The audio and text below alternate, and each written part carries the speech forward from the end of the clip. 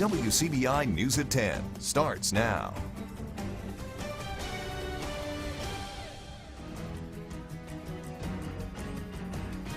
Breaking news tonight on Columbus's north side. Police are responding to a report of multiple shots fired. Our Quentin Smith joins us live from the scene. Quentin, where are you and what do we know so far? Scott, I'm here on the intersection of 15th Avenue North and 22nd Street here on the north side, where a crime scene just finished wrapping up. Police were called out here for a shots fired call, and I'm told multiple shots were fired. Police Chief Fred Shelton told me they found several shell casings outside of a home here on the street. Shelton says no injuries were reported, and so far they have not made any arrests. At this time, Shelton says they're still trying to determine exactly who fired the gunshots. Now again, police just finished wrapping up this scene. If you have any information on this incident, you're asked to contact the Columbus Police Department. We're going to continue to follow this developing story and bring you the latest details as they become available. But for now, reporting live in Columbus, Quentin Smith, WCBI News. All right, thank you very much, Quentin. We're also following some breaking news out of Winona. The police chief there confirming that they are investigating a shooting as well. We'll, of course, continue to follow that story. Well, a major twist tonight in the case of a former Kossuth coach accused of videotaping girls in the locker room of Kossuth Middle School. Michael Wilbanks was scheduled to be sentenced today on a federal charge of sexual exploitation of children, but instead found out he's going to trial. Judge Mike Mills has rejected the plea agreement Wilbanks entered back in October. Court records did not specify why Mills did the about-face on the plea arrangement.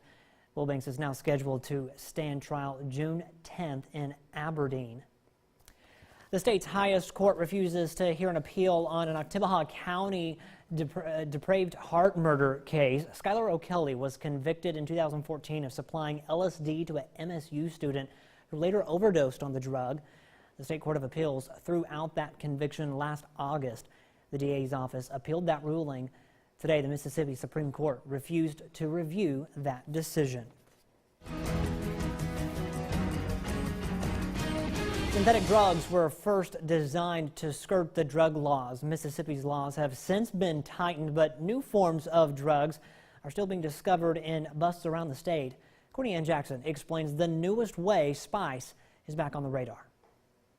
At one point in time, we had thought it was actually decreasing in the amount of spice cases we saw, but here within the last few months, they've had an uptick again of spice cases. You may remember seeing reports of large numbers of spice overdoses back in 2015. The state forensics lab says synthetic cannabinoids are now being found in a whole new form. It looked like plant material, just any type of herbal plant material, and they would spray the compound on this. We've started seeing here within the last year a recent influx of white powder form.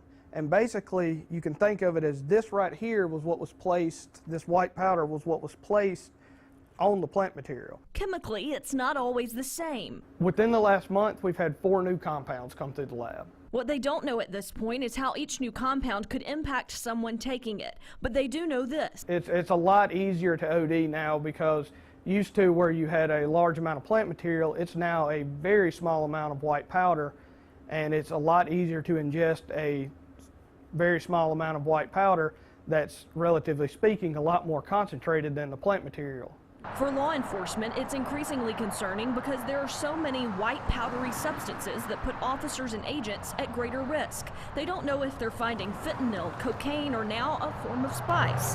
NBN Director John Dowdy says the synthetics, including the white powder form of spice, are being found statewide, but there's no evidence that it's being manufactured in the state. Still, his concern is that it eventually will be. Courtney Ann Jackson, WCBI News. Switching gears now, time to get a first look at our forecast with meteorologist Jacob Riley. Hey there, Jacob. Hey there, Scott. It's a mild evening across the area. We're currently sitting in the middle to lower 70s, 75 degrees there at Columbus Air Force Base, 70 degrees in Starkville. It's really warm out there, and that warmer conditions are going to continue as we go on into your Friday. We are watching this cold front moving through. That will actually drop our temperatures just a little bit as we go throughout the rest of the overnight hours tonight. We will begin to see some showers, maybe even a few rumbles of thunder move through. That especially will increase for your early Friday morning. Saturday, though, that's when those rain chances really go up. I'll have more on our severe potential coming up a little later in the show. Scott? Thanks, Jacob. Political and school leaders in Tupelo share highlights of the past year and a vision for the future during a joint State of the City address. The mayor and the superintendent sat down with our Allie Martin and talked about the importance of joining forces. Tupelo Mayor Jason Shelton and Tupelo Public School District Superintendent Dr. Rob Piku said the decision to hold a joint State of the City address focusing on education just makes sense. I often in speeches or programs, I emphasize housing or quality of life, but to me it's all one and the same, and it all starts with our public education system, our neighborhoods, our quality of life opportunities. They're all intertwined. Dr. Piku is in his first year as TPSD superintendent. His slogan is "One Single Heartbeat."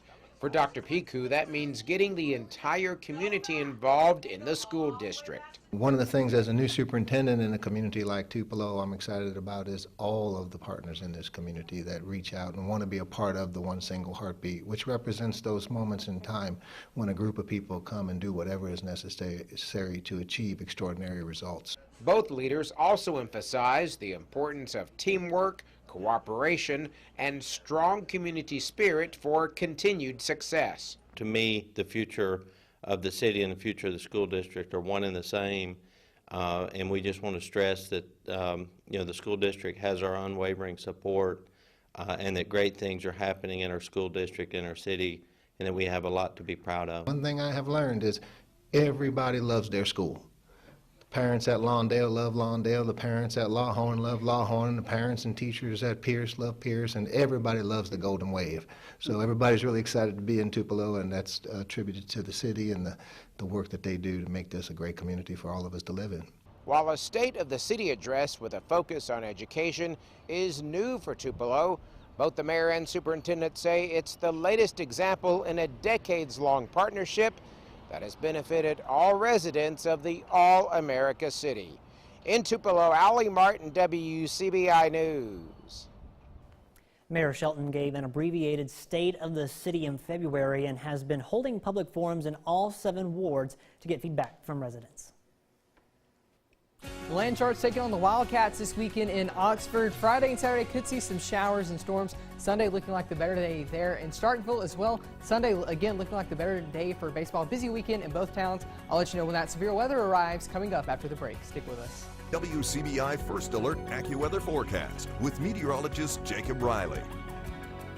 Starting you off here with a time-lapse view here in downtown Tupelo from today. You can see those fair weather cumulus clouds scooting across the sky. Had some gusty winds across the region today. Luckily, don't have to worry about those gusty conditions as we move into your Friday. Thursday night, tonight though, temperatures will remain on the mild side, only getting down there to the upper 50s, lower 60s. We do have the chance to see some more rain showers, maybe even a few rumbles of thunder move in a little later with some gusty winds possible tonight. There's that cold front that's going to continue to pull on into our region tonight. You can see those showers and storms knocking on the back door there of the Mississippi River. That will continue to progress east as we move throughout the rest of the overnight hours tonight. There's that line of storms by 1 a.m. approaching the Interstate 55 corridor. As we move through time, those showers and storms do continue to move on into our area. This is looking Friday morning at 6 a.m., so you're getting ready for your morning commute. Could be dealing with some showers out there, maybe a few rumbles of thunder. Thankfully, none of this is expected to be severe. As this front continues to pull on down to the south, that's when we could see it stall out, bringing us some isolated rain chances across southeastern portions of our area as we go throughout the rest of your day on Friday. Probably going to keep those clouds around too. Then later in the day on Friday, that line will gradually begin to lift back to the north, increasing our rain chances once again Friday night. But throughout the day tomorrow, it's going to be a good 10 degrees cooler than what we saw today, but it's still going to be comfortable. Highs here, 74 Water Valley, 75 Pontotoc, 75 degrees there in Tupelo as well. Thankfully, no rain to worry about as we go throughout tomorrow. That will be possible across southern portions of the area, but here in Aliceville, 75, 74 degrees there in Vernon as well. Those winds continuing out of the south there, bringing in some more of the warmer air. 77 Philadelphia, 75 Kosciuszko, 73 degrees there in Winona. So another nice day in store for us after that rain pushes through. However, we could see a few more of those showers linger on into the afternoon hours especially as we get a little later in the day for your Friday. Here looking into Saturday, though, that's when those storms really begin to pull north of our area. The severe threat, though, not coming until later in the day. Here are those severe storms moving through 9 p.m. Saturday, pulling through our area. Those will bring with them the chance of some strong winds, some maybe few isolated tornadoes, small hail, and some flash flooding. Another 1 to 3 inches of rain will be possible. We've seen a lot of rain over the past couple of days. More of that is expected as we go on into your weekend. But after your weekend, Monday and Tuesday are looking nice. That sunshine returns with temperatures at a comfortable 72 degrees. Two players making Mississippi State history. A look at the WNBA draft coming up a little bit later in sports. Welcome back, everyone. In a medical emergency, you may not be able to speak for yourself. That's why it's important to have someone or something in place to make your wishes known. We learn more about advanced directives in tonight's Health Talk with Baptist. Hi, I'm Chaplain Steve Brown with the pastoral care team here at Baptist Memorial Hospital Golden Triangle. This week we have been discussing the importance of completing an advanced medical directive. Benjamin Franklin said, "Don't put off until tomorrow what you can do today." If he were alive today, he would be the first to suggest that all of us think carefully and plan wisely. Scripture reminds us that there has been appointed a time to be born and a time to die. The time may come when we will be seriously ill and near the end of our lives and cannot communicate our wishes to family and loved ones. The Federal Patient Self-Determination Act requires that all Medicare participating healthcare facilities inquire about and provide information to patients on advance directives. It also requires these facilities to provide community education on advance directives. All healthcare facilities are required to provide information about healthcare decision-making rights, ask all patients if they have an advance directive, educate their staff and community about advance directives, not discriminate against patients based on advance directive status. Don't be another unfortunate statistic. Don't leave your family confused and more emotionally distraught than they already will be. Help your family and help your doctors help you. Start the advanced care planning process today and complete a living will and durable power of attorney for health care. Join us next time for Health Talk with Baptist. Mail your topic suggestions to healthtalk@wcbi.com. Health Talk has been brought to you by Baptist Memorial Hospital Golden Triangle. There's no better way to enjoy the nice weather than getting out and going to watch some action from the Diamond. Courtney's got those highlights coming up next in sports.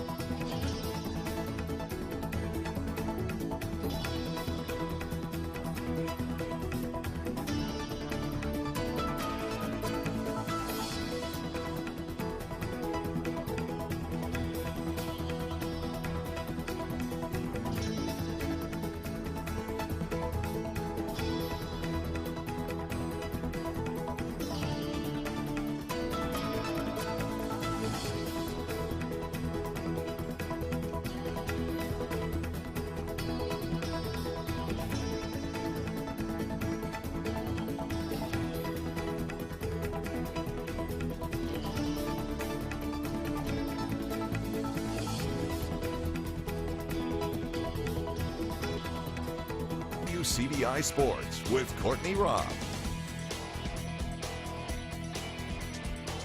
Tara McCowan and Onreal Howard making Mississippi State history Wednesday evening. For the first time in nearly a decade, Mississippi State saw two of its players selected in the WNBA draft. Onreal Howard selected to the Seattle Storm as the 24th overall pick. Tara McCowan was the third overall pick, which also marked one of the highest draft picks for the Bulldogs in the history of the program. And now Big T will have the chance to play with former teammate Victoria Vivians.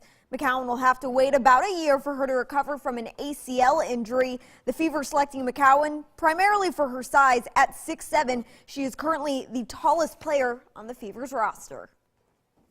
The Yellow Jackets in the friendly city for a battle with the Falcons. Third inning, Kasia Grayer smacks one to deep center, goes all the way to the wall.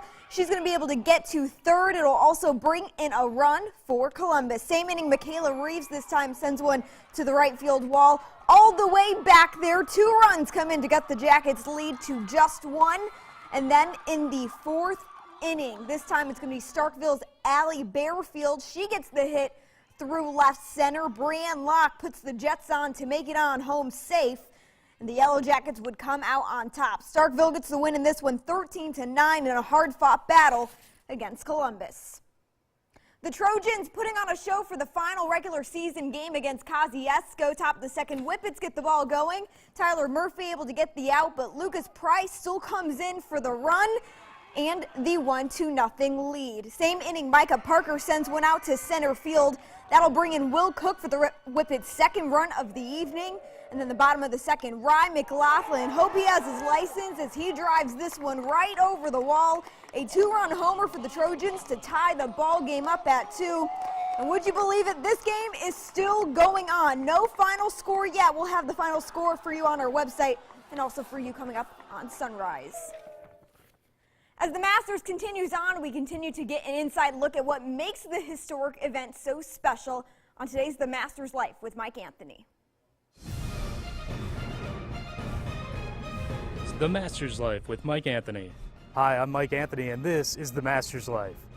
Well, we're back here on the grounds at Augusta National Golf Course, and in our last segment of The Masters Life, we talked to a first-timer seeing the course for the first time. Now we're going to talk to a long-timer. I'm here with Rich Miller. He's been coming here for a few years, has some great stories, and if you could, Rich, just talk a little bit about your experiences here over the years. Sure. Every year I always make a point to get in and check out the driving range at first, and of course there's Amen Corner. Enjoy seeing the bloom, the flowers blooming, but then the golfers trying to navigate that corner, and then hole 16 where they skip it. That's always a great tradition to see. For anybody. Definitely. And yeah.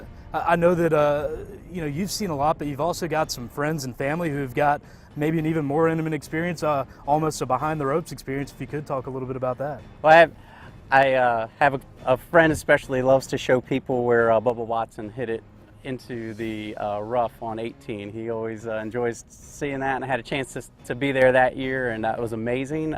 But also through my sons have had opportunity being a local to work Augusta National, and they've had a chance to interact with some of the golfers over the years and just share their experiences. They saw more behind the scenes perspective of the tournament, which was a great experience for them and me to listen to the stories as their dad. Yeah. So Augusta National, maybe a once-in-a-lifetime thing for you. For some, it's a many times in a lifetime, but no matter how many times you've been here, plenty of things to see. The more you come, the more you get to see. So whenever you get a chance, be sure to make it out here. Rich, thanks for stopping by, and maybe we'll see you again next year. I'm Mike Anthony, and this is The Masters Life. The Masters Life with Mike Anthony. WCBI coverage from Augusta National Golf Club is brought to you in part by Wade Incorporated and MSU Golf Course. That's it for sports. The last look at your forecast is coming up after the break. Stick with us. WCBI's very own are bringing home some hardware after a win. Some of you may have heard about the 72-hour film dash. It was a contest where teams had to make a film in a quick turn of 72 hours. Deaf Rhinos, this film you see here, it's a film put together by a team of current and former WCBI employees. They're all of our friends here. Now tonight a screening took place, and our team of friends are bringing home Best Screenplay, Best Editing, Best Director, and Best Picture. They were up against 8 other teams, so a huge congrats to them. By the way, production staff that's here now, I believe you've been ordered to stay here because they're on their way back to share, because some of the people involved are actually are here working tonight, so they're going to share that excitement with the rest of the team. Yeah, that's awesome news. Good job, WCBI. Yeah, we're excited. Look at Dylan's face. He's sad about Saturday. Look at that. We got more storms moving in.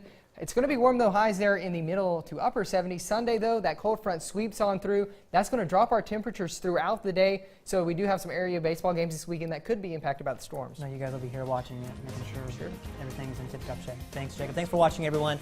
Have a great night. We'll see you back here tomorrow.